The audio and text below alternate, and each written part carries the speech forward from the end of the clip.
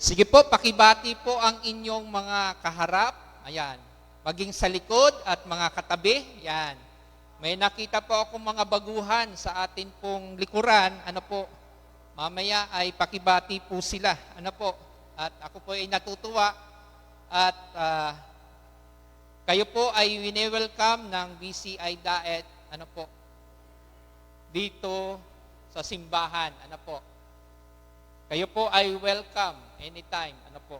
At yung pong anak ni Ate Linda, ano po, galing ng Japan ay naandito. At yung pong mga kapatid pa natin na naandito din po, ano, yung mama ni Gab na malayo galing Sorsogon yata ito, ma'am. Ano po? So, naandito po sila at nakasalo po natin sa gawain ng Panginoon. So, kami po ay nagpapasalamat at tunay nga, ang BCI po ng Daet, ang tinataas lamang po ay ang Panginoong Yesus. Ano po? Wala pong tinataas ng anumang relihiyon, kundi ang ating Panginoong Yesus lamang. Ano po? Amen po ba? Yan. So, magandang umaga po muli sa inyong lahat. Palakpakan ng Diyos na buhay.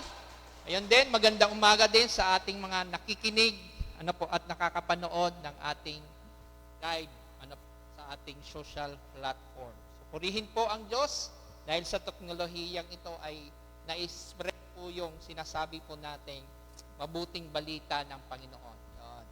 So, handa na po ba tayo na makinig at magpuri sa ating Amen. Yun, hallelujah. Sige po, ang ating pong tatalakayin ito ay patungkol po sa serye po ng ating repentance. But because ito yung last day, ano po, ng huling buwan, huling linggo, ng buwan ng Marso, ay tatalakayin po natin is about one was lost, now I found. Dating naligaw, dumating ngayon, at ay natagpuan. Amen mo ba? So lahat ba tayo naligaw? Sino karanas dito na naligaw? Yan. Yan. Sino mga naligaw?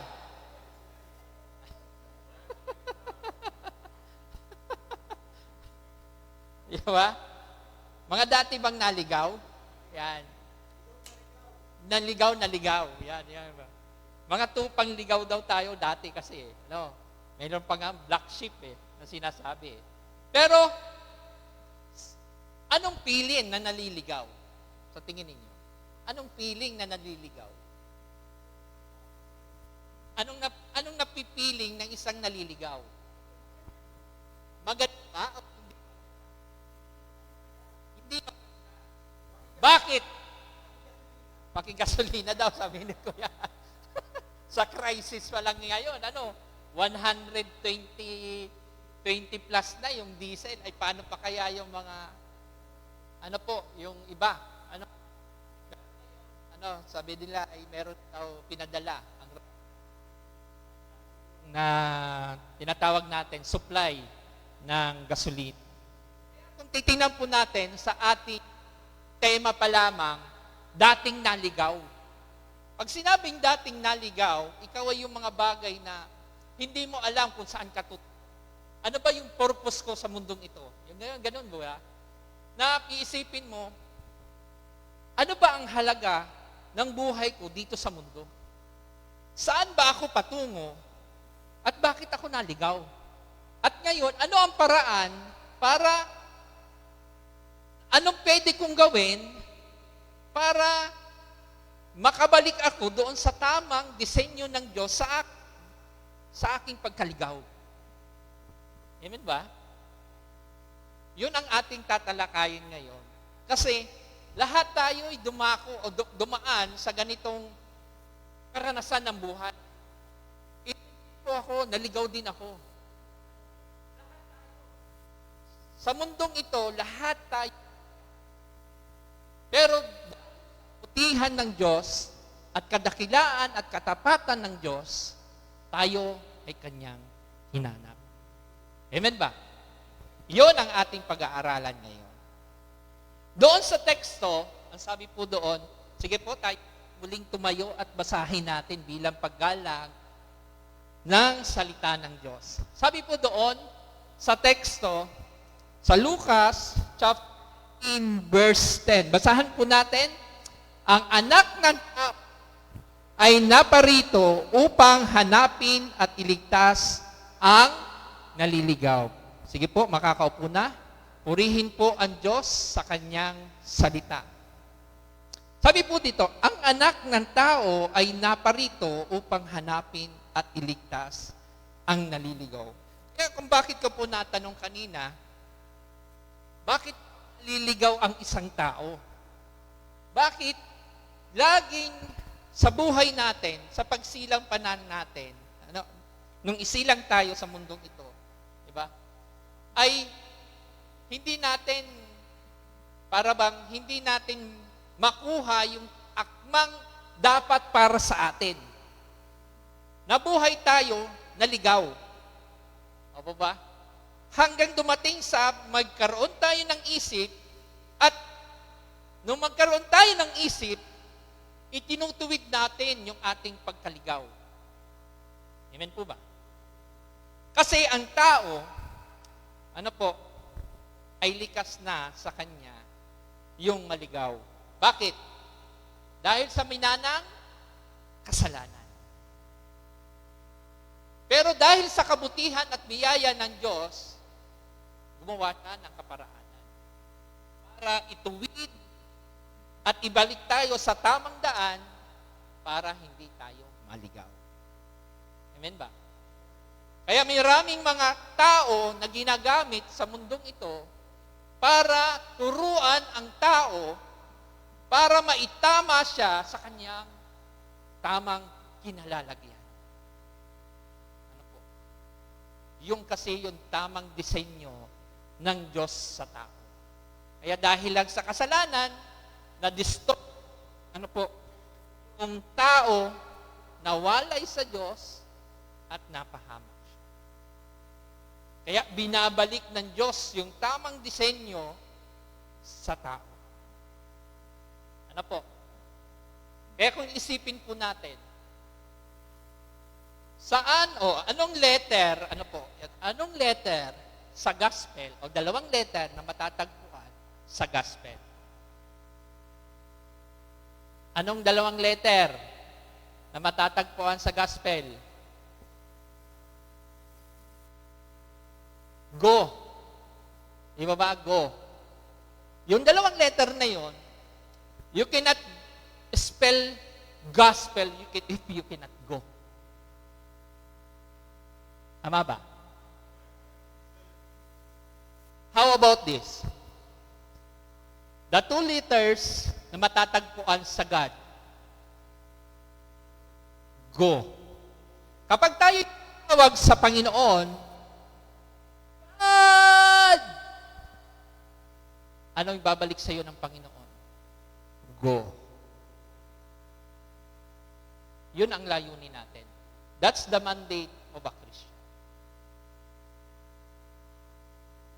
Kaya nga, yung sabi po natin, good news o news spell. Alam niyo ba kung ano ibig sabihin ng news? Ipahayag sa north, east, west, south ang mabuting balita. That's the news. The north, the east, the west, and the south. The gospel.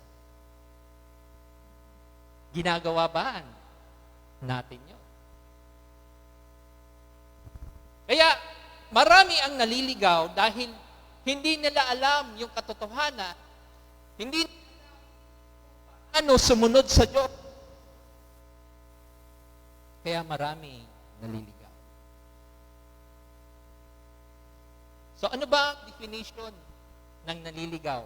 Ang definition po dito, ang sabi, ay kalagayan ng isang tao na nangangahulugan ng pagkawalay. Pag sinabing pagkawalay, set apart.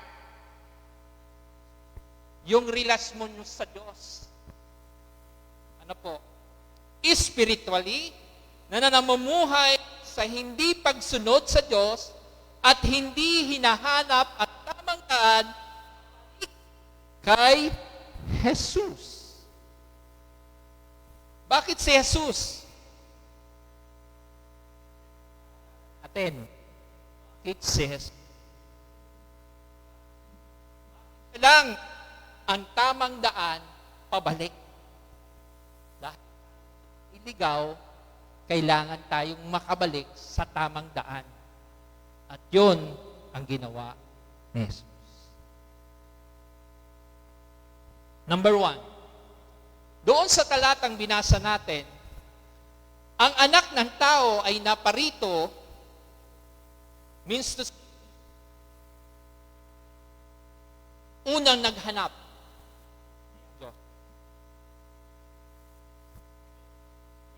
May sound ba?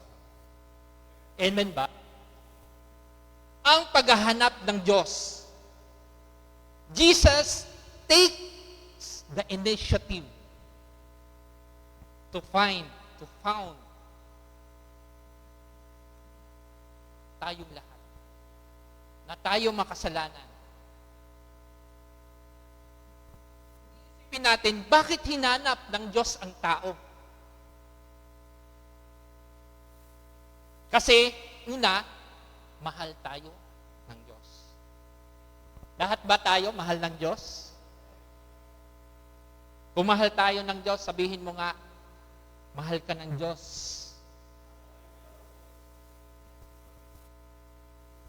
Tingnan niyo po, sa John 3:16, ang sabi, sapagkat gayon na lamang ang pag-ibig ng Diyos sa sangkatauhan, kaya't ibinigay niya ang kaisa-isang bugtong na anak.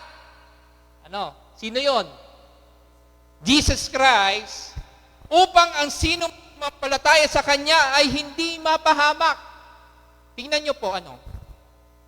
Kung titigil tayo doon at iisipin natin, may kapahamakan pala. Kung malalim ang pag-iisip ng tao patungkol doon sa salita ng Diyos, sa John 3:16, doon pa lamang, ano po, magkakaroon ka na ng question sa sarili mo. Kapahamakan. So, ano ang pwedeng gawin ng isang taong tulad ko na naligaw para hindi ako mapahamak? Ano ang better na gagawin ko o magandang gagawin ko para hindi humantong sa kapahamakan yung ang mangyayari sa buhay ko? Diba? Kung ganun ang pag-iisip ng tao, hindi siya maliligaw. Pero, kung ang Panginoon, ano po, ay iyong nire-reject, kapahamakan ang iyong sasapitin. Pero ang pangako ng Diyos, kundi magkakaroon ng buhay na walang hanggan. Yun ang pangako ng Diyos. Dahil ayaw ng Diyos na mapahamak ang tao, gagawa siya ng mga bagay sa kapamaraan ng kanyang gusto. At yun ay dahil mahal tayo ng Diyos. Kaya nga, Jesus, ang ating Panginoon, ang nag-take initiative para tayo po ay hanapin. Sino una nagkasala? Doon sa Genesis chapter 3. Sino? Babae. Payag ba kayo, mga babae, na kayo una nagkasala? Ano sabi ko, Henry? Diba? O mga lalaki nagkasala. Yan. Mamaya mag-debate din. Kunti na, dahil tinukso ng ahas, itong, ano po, para kainin yung forbidden, nakakam ng ay yung babae, ano, ang sabi niya, okay. Galing States.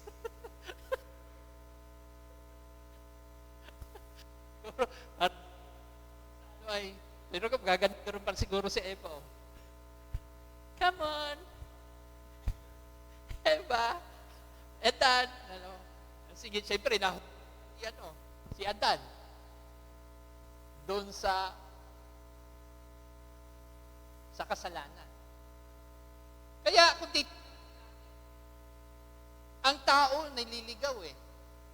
Pero, dapat pa rin ang Diyos. Kasi hinanap tayo. Dahil una, mahal. At sa pagmamahal na yon, alam natin,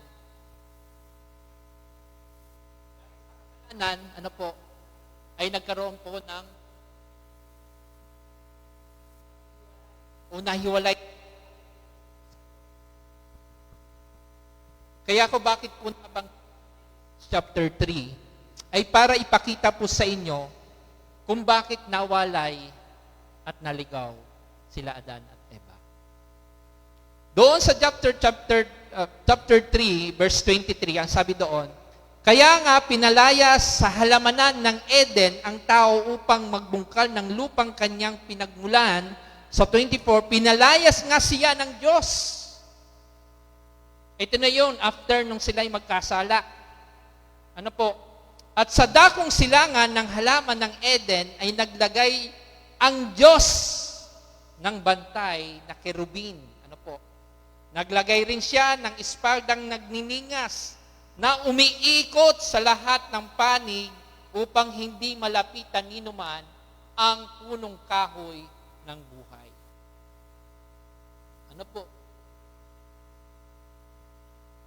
Temptation talaga yung sitting. Sa buhay natin, isa yan sa mga nagbibigay ng problema sa mga Kristiyano. Confusion, at yung mga kasalanang nagagawa natin minsan. Lahat po tayo dito, walang excuse. Lahat tayo nagkakasala. Maliit man o malaking pagkakasala, kasalanan. At yan ay labag sa mata ng Diyos. Amen po ba? Bakit hinanap ng Diyos ang tao? Hindi kaya, sabi dito, hindi kaya iligtas ng tao ang kanyang sarili. Amen ba? Sino makakapagligtas sa kanyang kasalanan? Taas ang kanang kamay.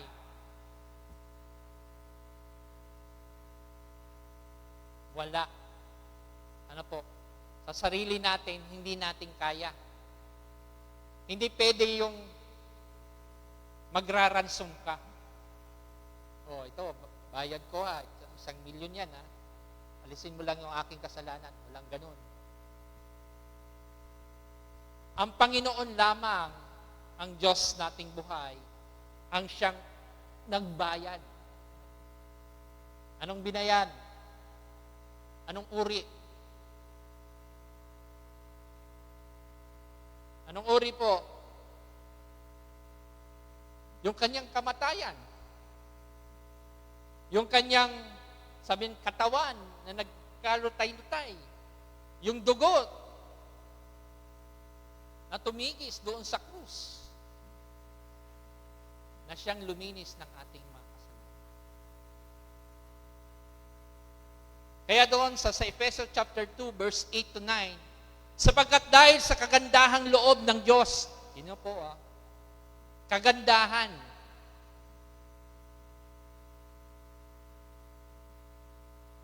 kayo ay naligtas sa pamagitan ng pananampalataya. Saan daw po? Saan daw po tayo naligtas? Pananampalataya. Ito pa. At ito'y kaloob ng Diyos at hindi mula sa inyong sarili. Ibig sabihin, Diyos ang nagbigay sa pamamagitan ng kaganyahang loob, sabi doon sa 9, Hindi ito bunga ng iyong mga gawa. Kaya't walang ipagmamalaki ang simba. Ibig sabihin, sarili, na hindi natin kayang iligtas,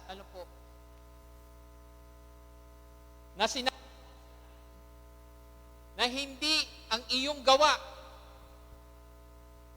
ang makakapagligtas sa iyo. Kaya dapat wag mo siyang ipagmalaki. Ay, tulong sa mahihirap. Tulad ngayong krisis, mayroon kaming community charity, yung lahat ng ay maipakain at maibigay sa mga dukha. Sa tingin niyo mo, yun na ba ay isang kaligtasan? Yung paggawa ng mabuti? Pero ang sabi doon, sapagkat dahil kagandahang loob ng Diyos, ay maliligtas ka sa pamagitan ng pananampalataya. Ibig sabihin, yung pananampalataya, yung bunga, niyan ay mabuting gawa.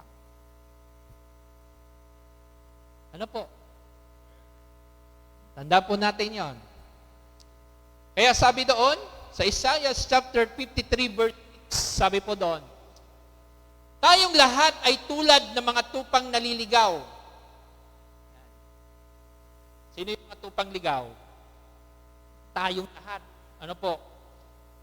Nagkanya-kanya tayo ng lakad. Ibig sabihin, meron kanyang sinasabing istorya o journey ng kanyang buhay. Dati, hindi ako sa Diyos. Dati, palainom ako. Dati, palasabong ako. Dati, palasugal ako.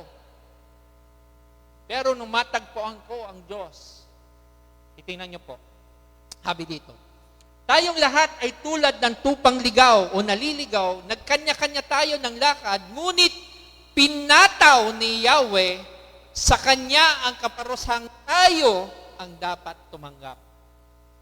Tingnan niyo po, malaki ang utang na loob natin sa Diyos. Bakit? Instead na tayo ang maparusahan at mapako doon sa krus, inako ni Yahweh na siya, ang ipalit sa atin para tayo ay magkaroon ng ginhawahan at sa Kanya na yung hirap. Saan ang gusto mo? Ikaw yung naghihirap? O ikaw yung saan ka?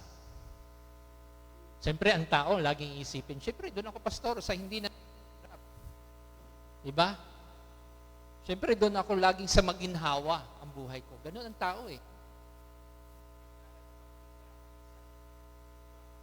Laging may nauuna.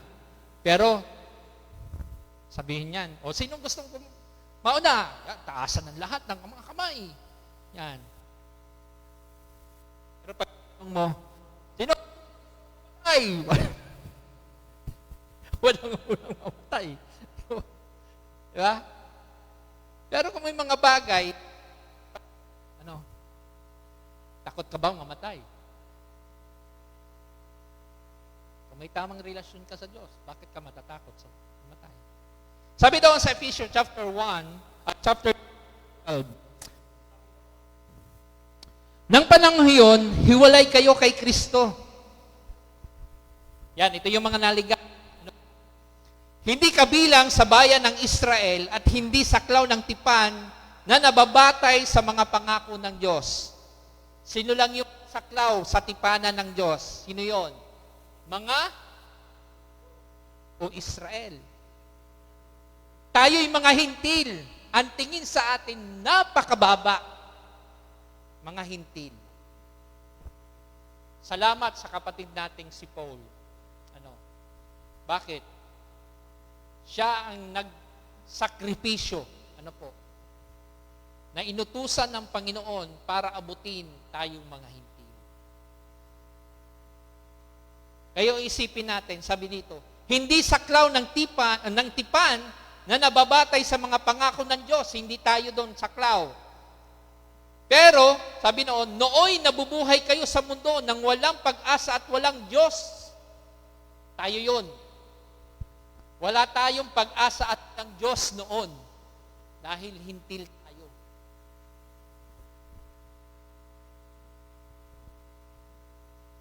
Nung si Apostle Paul sa pagbabahagi ng salita ng Diyos, after he encountered Jesus in the road of Damascus, pinakita ng Diyos kung gaano siya makapangyarihan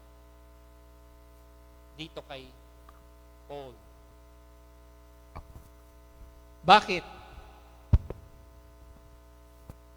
Dahil inuusig kasi nga ni Apostle Paul ang lahat ng mga Kristiyano at pinagpapatay pa rin. Hindi na masikmura, pinapraise ko lang po, yung ginagawa ni Apostle Paul, ni Paul, o ni Saulos noon, kung tawagin, sa pagpapatay, ng mga Kristiyano. Kaya, siya ay in-encounter ng Diyos. At doon sa encounter na yon, nagkaroon ng misyon si Pablo. At doon tayo biniyayaan na makarinig at matanggap yung pangako ng Diyos na kahit hindi tayo karapat-dapat, ay inari tayong karapat-dapat sa mata ng Diyos. Amen ba? Kaya sabi doon sa John chapter 8, verse 34, anong sabi dito? Dahil sa iyong pagkaligaw, sabi doon, sumagot si Jesus, pakatandaan ninyo. Tandaan natin, ang gumagawa ng kasalanan ay alipin ng kasalanan. Amen ba? Ang kasalanan ang siya nagpapahirap sa tao. Kaya nga minsan, makikita natin ang ating bansa, nakakalungkot. Tinawag pa man na isa sa Christian nation, but the way he work, the way he speak is not good sa harap ng Diyos.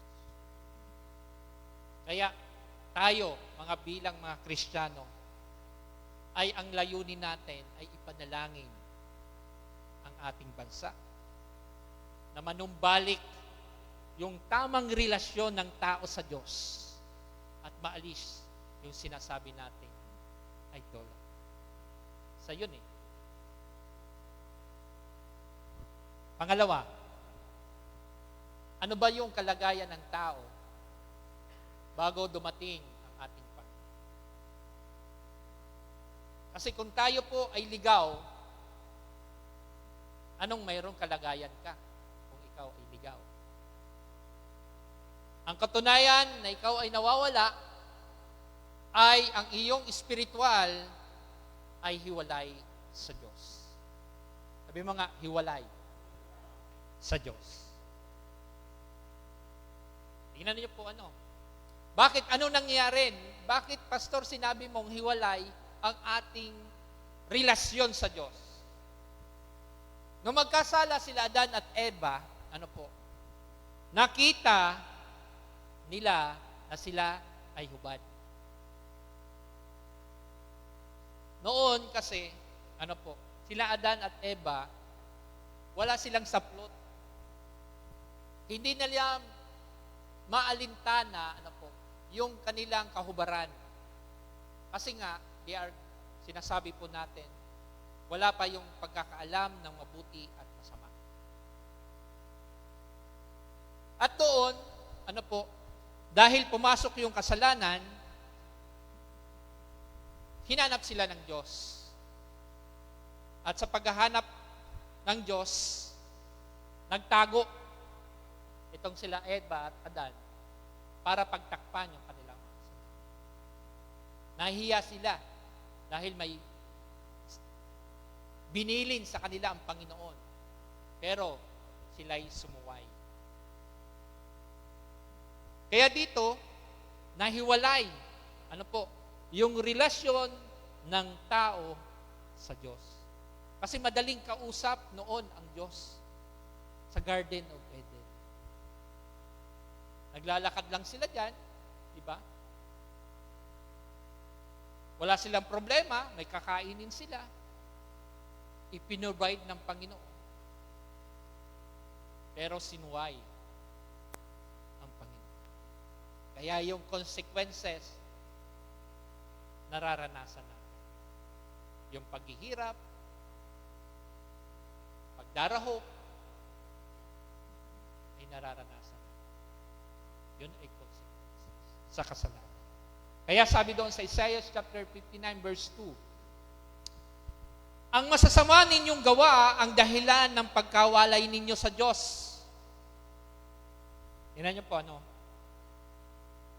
nagkasala kayo, kaya hindi ninyo siya makita, ni hindi ninyo, o hindi niya kayo naririnig.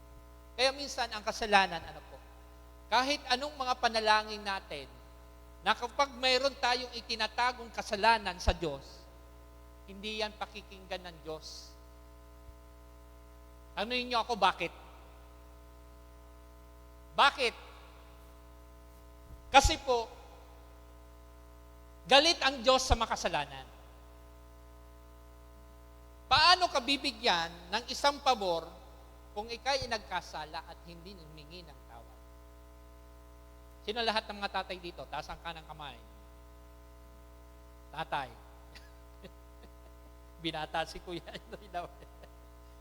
So, ang mga tatay, di po ba? Ang kanilang mga anak kapag nagkasala, malupit na pagkakasala, at lumapit sa iyo at may hiningi sa iyong pabor, bilang ikaw tatay, ibibigay mo ba yung hinihingi niyang pabor dahil nagkasala sa iyo? Oo, hindi. Pastor, depende. Pastor, hindi. Maninindigan ako, hindi. Sino yung ganyan? Kasi, may batas sa pagkakasala. Pero, babasahin mamaya natin yung kabutihan at katapatan ng Diyos. Kung titingnan natin, hindi. Kasi ba nung bibigyan ang iyong anak ay nagkasala siya, humingi muna siya ng kapatawaran sa akin bago ko ibigay yung kanyang hinihinging pabor. Amen ba?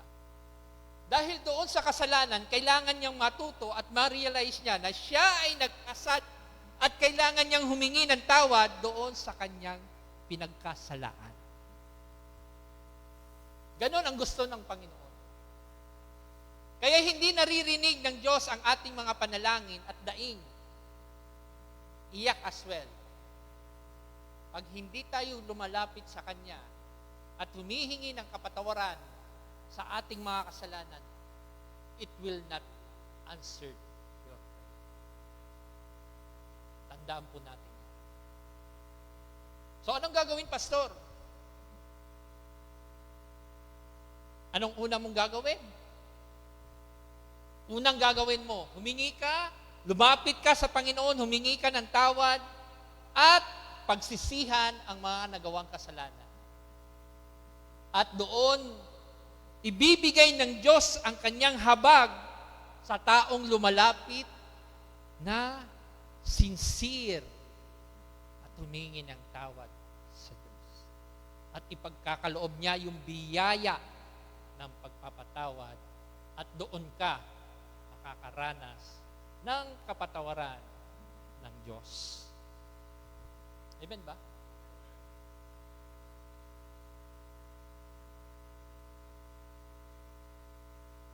Namumuhay sa kasalanan. Sa buhay natin ngayon, ang kalagayan ng tao ay namumuhay sa kasalanan. Sa paligid pa lamang natin dito, hindi na tayo maglayo, dito sa ating bayan. Marami ang namumuhay sa kasalanan. Maging sa paligid, maging sa balita na napapakinggan po natin at napapanood, na marami ang mga masasamang loob. Minsan nangingitil ng buhay, minsan mga nagnanakaw sa kaban ng bayan, at marami pang iba. May kanya-kanyang sinasabi po natin, espiritong may dala sila na kailangang sawatain ng ating Diyos. Kaya tingnan po ninyo, namumuhay sa kasalanan ang taong sinasabi po natin mayroong kalagayan sa buhay sa mundo. Sabi doon, sa John chapter 8, verse 34, sumagot si Jesus, palatandaan ninyo, ang gumagawa ng kasalanan ay alipin ng kasalanan. At ang panghuli, walang direksyon at pag-asa. Ang buhay ng tao sa kanyang buhay na siya ay naligaw, wala siyang tinatawag po natin direksyon at pag-asa. Bakit? Dahil sa sarili lamang siya nabubuhay o kumikilos at hindi niya kinikilala ang Diyos sa buhay natin. Yun. Kaya doon sa Ephesians chapter 2 verse 12, nung panahon iyon, hiwalay kayo sa kay Kristo, hindi kabilang sa bayang Israel, hindi saklaw ng tipan na pinagtibay ng mga pangako ng Diyos nooy nabubuhay kayo sa mundo nang walang pag-asa at walang Diyos. Amen po ba? At nasa ilalim ng hatol. Pag sinabing hatol, ito yung mga bagay na sa kapahamakan sana mapupunta ang tao kung hindi siya magsisisi, pero meron na siyang kahatulan kapag hindi siya naniwala sa Diyos.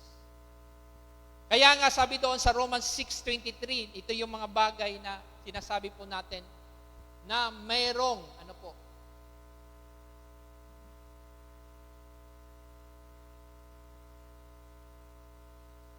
pag tinatawag po nating pagtatalaga sa ating sarili. Sabi doon, sapagkat ang kamatayan ang kabayaran ng kasalanan, ngunit ang walang bayad na kaloob ng Diyos ay buhay na walang hanggan sa pamagitan ni Jesucristo na ating Panginoong Yesus. Hatol. Ano daw ang kabayaran ng kasalanan? Kamatayan. Ang sabi ng Panginoon. Ano po? Sa Romans 6:23.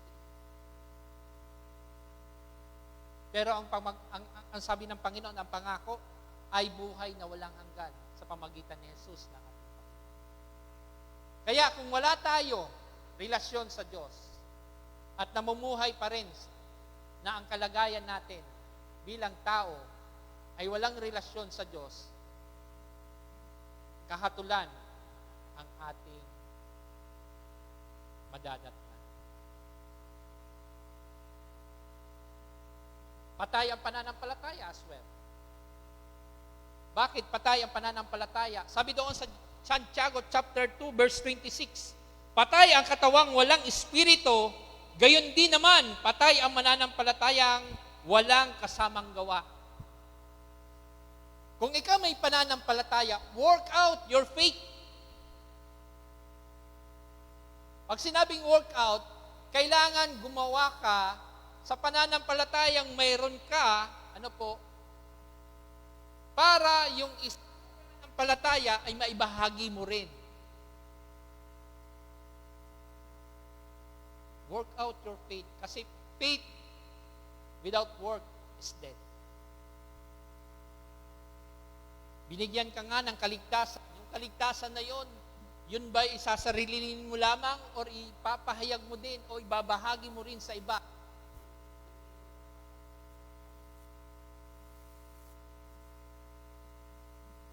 Kaya dito,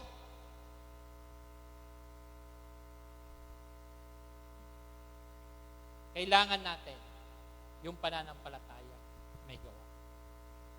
Ano lalago ang simbahan kung patay ang pananampalataya sa Diyos? So walk out your faith. At ito pa, hindi tiyak ang kaligtasan ng taong naliligaw. Bakit? Sabi doon sa unang 1:5-11, 12, at ito ang patotoo, ipinagkakaloob sa atin ng Diyos na buhay na walang hanggan at ito'y makakamtan natin sa pamamagitan ng kanyang anak. Sabi po doon, kung ang anak ng Diyos ay nasa isang tao, mayroon siyang buhay na walang hanggan. Anong ibig sabihin? Kung ang anak ng tao ay nasa kanya, ay mayroon siyang buhay na walang hanggan. Ganito po yan. Kung mayroon tayong tamang relasyon sa Diyos, at kilala mo ang Diyos, mayroon kang buhay na walang hanggan. Tama ba? Kasi kung wala kang pagkakilala sa Diyos, wala kang buhay na walang hanggan. Paano mo siya sasabihin na Father if you are not the Son or daughter?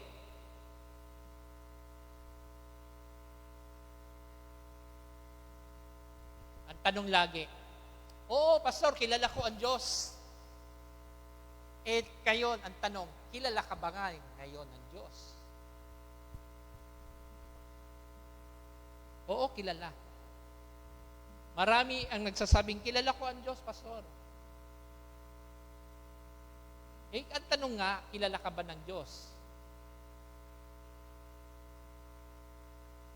Marami sa tao, sa atin, dito sa ating paligid, na tama lang nakilala nila ang Diyos.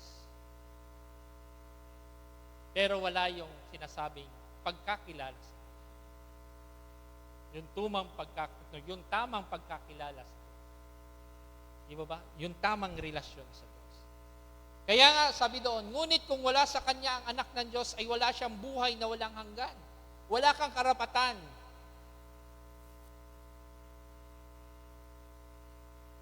Sa kalangitan, kung ikay walang tamang relasyon sa Diyos. Kaya mahalaga na tayo ay magkaroon ng relasyon sa Diyos. Pangatlo, tagapagligtas. Sino ang tagapagligtas natin? Jesus Christ. Tagapagligtas ba natin ang simbahan? Tagapagligtas ba natin ang mga pastor? Tagapagligtas ba natin yung mga elders, deacons? Only Jesus came to save. Ang ating Panginoong Hesus lamang ang pumunta dito sa lupa para tayo po ay iligtas. Pag sinabing iligtas, ihango tayo sa kapahamakan. Dalhin tayo sa tamang kinalalagyan na dating disenyo ng Panginoon. Ano po?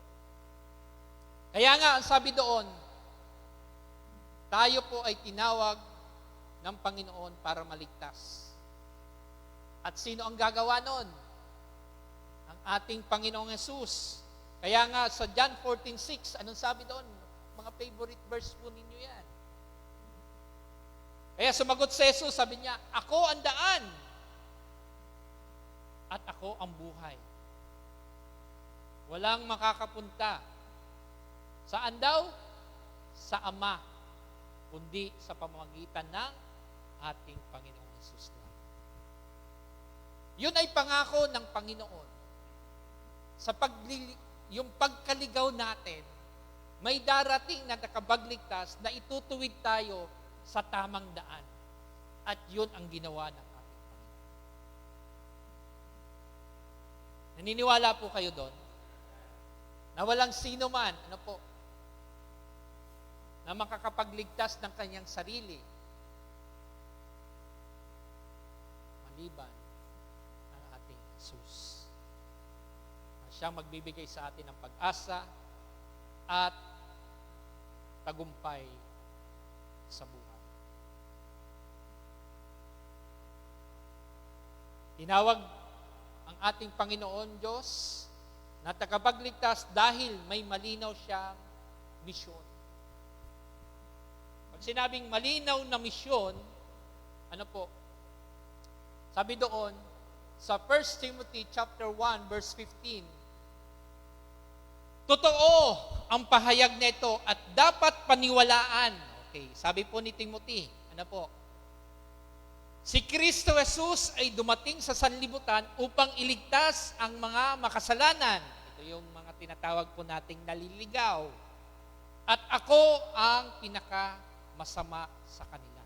Ito yung sabi ni Timothy. Tingnan niyo po. Marami sa ating mga Kristiyano minsan, ano po?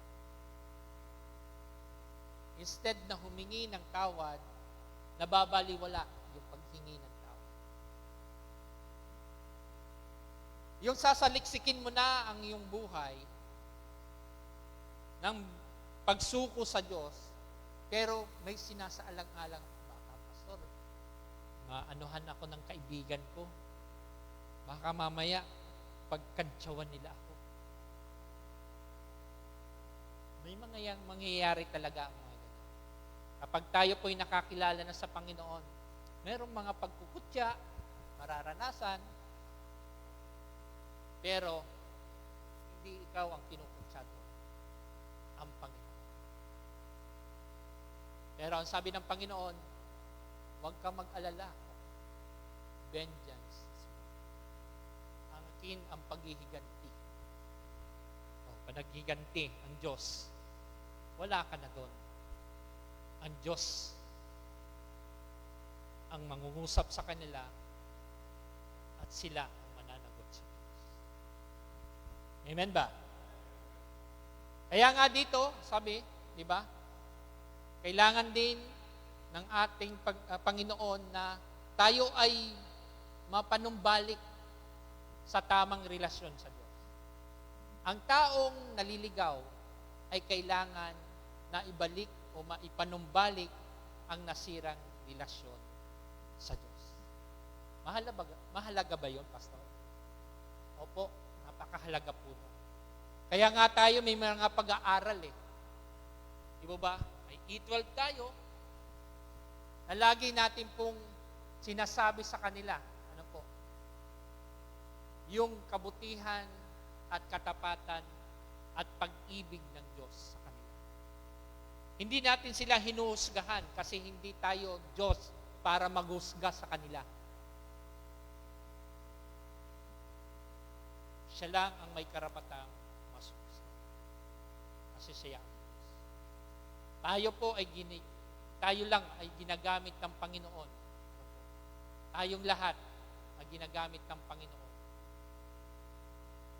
ay maituwid at maitama sila. Na makita nila na mabuti ang Diyos at mahal ng tao ang Diyos kahit siya ay makasalanan. Amen ba? Kaya doon, sabi, sa verse 3 ng John, chapter 3, verse 17 ng John, sabi doon, sinugo ng Diyos ang kanyang anak, hindi upang hatulan ng parusa ang sanlibutan. Pumarito ang ating Panginoon. Kundi upang iligtas ito sa pamagitan niya. So, doon sa mga naliligaw, dumating ang pag-asa. At itong Jesus ni Yesu Cristo na nagbigay po sa atin, ng tinatawag po natin kaligtasan para hindi tayo humantong sa kapahamakan. Saka maging doon sa kaparusahan. Kaya nga doon, sa nabasa natin sa John chapter 3, verse 17, sinugo ang ating Panginoong Hesus, upang hindi hatulan, ang sanlibutan, para tayo lang po dapat ay maligtas. Ano ang resulta? Malapit na po. Anong resulta ng pagdating ng ating Panginoon at doon sa mga taong naligaw? Nung dumating na sa kanila ang Panginoon, mayroong resulta. Una, pinaging banal sa harapan. Lahat ba tayong nanigaw ay pinaging banal ng Diyos? Inaring anak ng Diyos. Lahat mo ba tayo inaring anak? Kasi baka mamaya wala dyan. Ay, wawad-wad ka ni Kuya Henry. Diba? Kailangan, inaring anak ng Diyos. Binigyan ng bagong buhay, pag-asa at kaligtasan. Ang lahat ng naliligaw ay binigyan ng Panginoon ng bagong buhay, bagong pag-asa, bagong kaligtasan. Is it amazing? Yung ginawa ng Diyos. Mabuti ba ang Diyos sa kanyang ginawa? Nabigyan ng bagong buhay, pag-asa at kaligtasan. Mabuti ba ang Diyos? Amen. Nakatamo ng kapayapaan at kagalakan. Sa mga taong naligaw at nasumpungan si Jesus, nakasumpong siya ngayon ng tinatawag nating kapayapaan at kagalakan. Kasi doon sa mga naliligaw, laging simangot. Alam mo yung simangot? Yung hindi na maipinta mukha. Hindi mo alam kung masaya ba siya, o hindi mo alam kung malungkot ba siya. Hindi nga maipinta eh. Pero ang sabi ng Panginoon, pag siya, nakasumpong,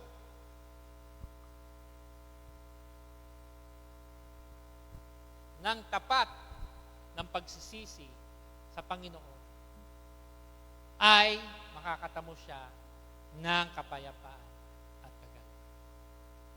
Sinong gusto ng lahat ng kapayapaan? Siyempre, ayaw natin ng kaguluhan. Gusto lagi natin kapayapaan sa buhay. Para makaranas po tayo ng biyaya. Ito yung last book.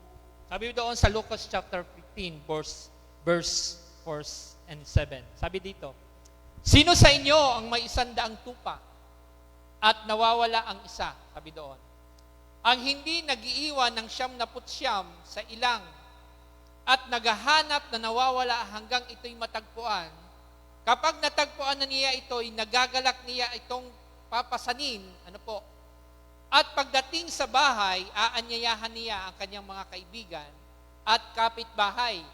At sasabihin sa kanila, makipagsaya kayo sa akin sapagkat natagpuan ko ang isang nawawalang tupa. Tayo po yun.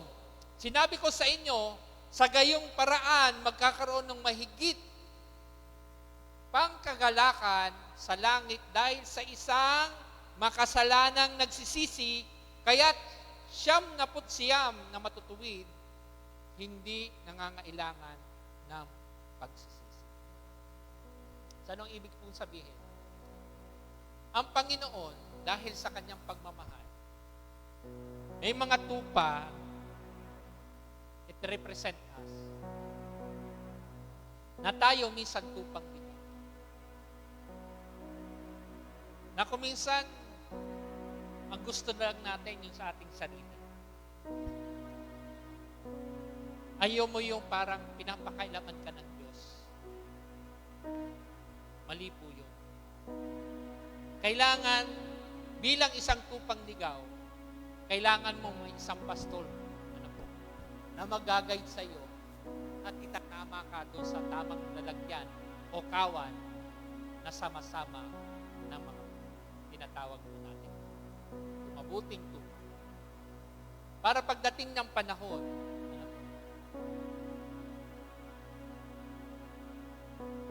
na kapag tayo po ay nagkaroon na sinasabi po natin pagkakataon na lumapit sa pastor na yun ang ating Panginoon. ibigay natin sa Panginoon yung tunay na pagmamahal. Kasi yan siya ang mabuting pastor na nagbibigay ng tama at aruga sa kanyang mga tupa.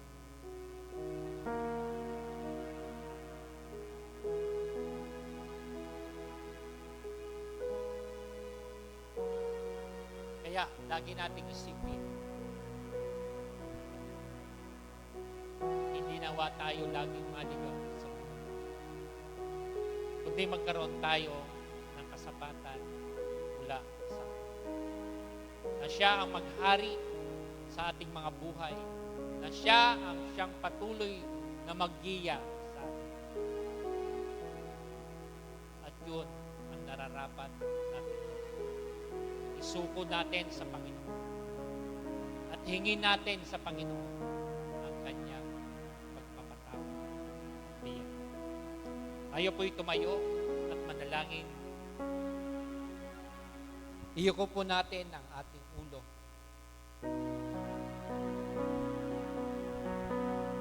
Ibigay po natin sa Diyos ang ating sarili bilang pagsuko sa mga nagawa nating pagkakasala. Tayo'y manalangin. Aming Ama na sa langit, maraming salamat po sa dakilang pag-ibig. Salamat dahil ipinadala mo si Jesus upang hanapin at iligtas ang mga naliligaw. Panginoon, inaamin po namin na kami ay naligaw minsan dahil sa aming mga nagawang kasalanan. Humihingi po kami ng kapatawaran at hinihingi namin, Panginoon, ang paglilinis ng aming mga puso, maging ang aming buhay, Panginoon. Salamat po, Jesus, dahil hindi mo kami pinabayaan, kundi hinanap mo kami at iniligtas. Tulungan mo kaming mamuhay ayon sa iyong kalooban at manatili sa tamang landas. Gamitin mo rin kami, Panginoon, sa mga taong kailangang abutin, sa mga taong naliligaw, nang maibahagi namin ang iyong pagmamahal, ang iyong paglingap, ang iyong pagkalingap sa mga taong mahusay. Ang iyong pag-ibig at kaligtasan ay nawa, Panginoon, ay maghari. Ito po ang aming nagkakaisang panalangin sa pamamagitan ng iyong anak na si Jesus, kasama ng iyong Panginoon. Mga hari, noon, ngayon, at magpakailan-kailanman, ang lahat ng na kay Kristo ay sumigaw ng Amen.